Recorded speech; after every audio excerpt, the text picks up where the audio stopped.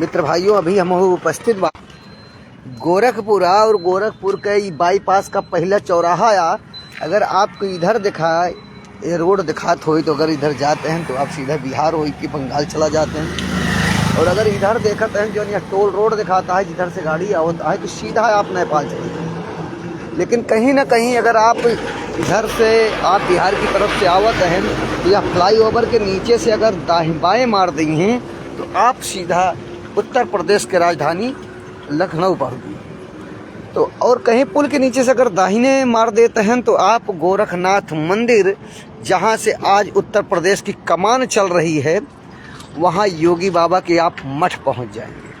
तो सबसे पहले हम इस धरती को प्रणाम करत बानी और सबसे पहले हम आपको दिखावे चाहते हैं जैसे आज उत्तर प्रदेश उजाला प्रदेश बन चुका है, वैसे कि ऐसे ना बना है। यह देखा बीच गोल चक्कर पे इतनी हाई मरकरी, इतने लाइटें लगी हुई हैं कि लमसम 1 किलोमीटर दूर का यह उजाला या मरकरी अपने लाइटों से रोशनी देती है। तो यह देखिए यहाँ पे इधर सोनौली बॉर्डर लिखा हुआ भी है। अब ये देखिए कम 60 और 70 फीट की ऊपर पर यह लाइट लगी हुई है जिससे दूर दूर तक लोगों की निगाह पहुँच भी जाए और रोशनी भी पहुँच जाए। यह उत्तर प्रदेश योगी बाबा जी का ही कमाल है। तो बाबा जी अपने करना बल्कि अदर देश भी जानता है, उनके मॉडल को अपना रहा है।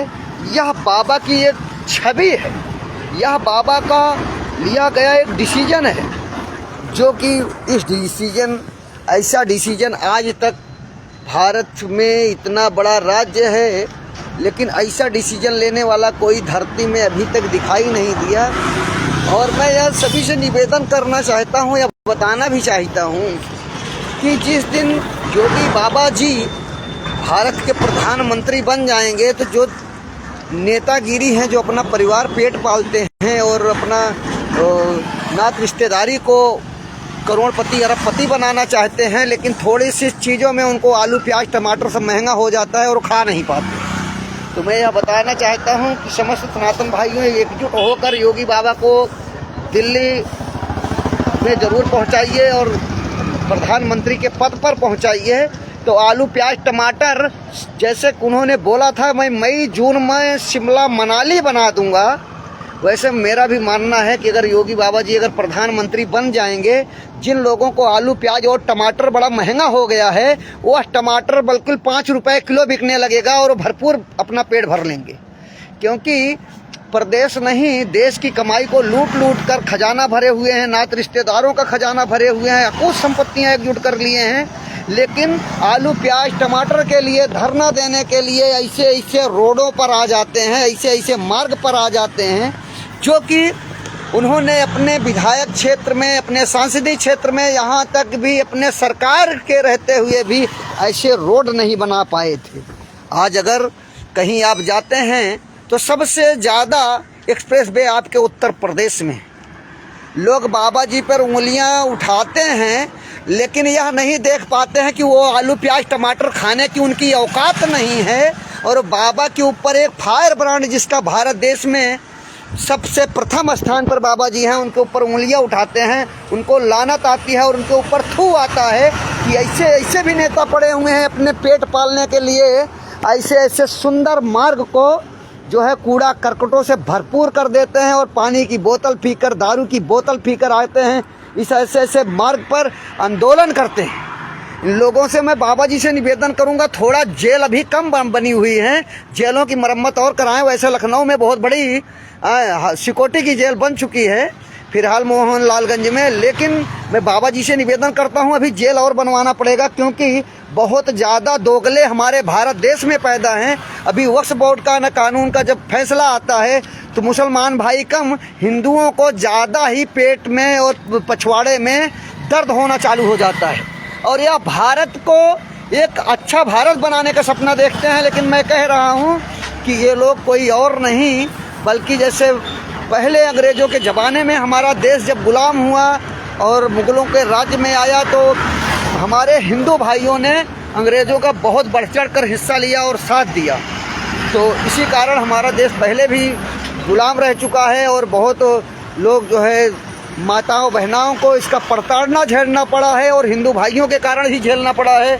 उन माँ से पूछो, उन बेटियों से पूछो जिन्होंने मुगलों के राज्य में कि निर्मम तरीके से बलात्कार और दुष्कर्म करके हत्या की गई है। देखिए यही गोरखपुर है आज, फर्राटा भरते हुए वाहन, और न कोई इनको पुलिस वाला छेड़ता है, न इनको कोई ITO छेड़ता है। लेकिन यही आने वाली सरकार में, पिछली सरकारों में इनको होमगार्ड दौड़ा के 5-5 रुपया, 50-50 रुपया मांगता था।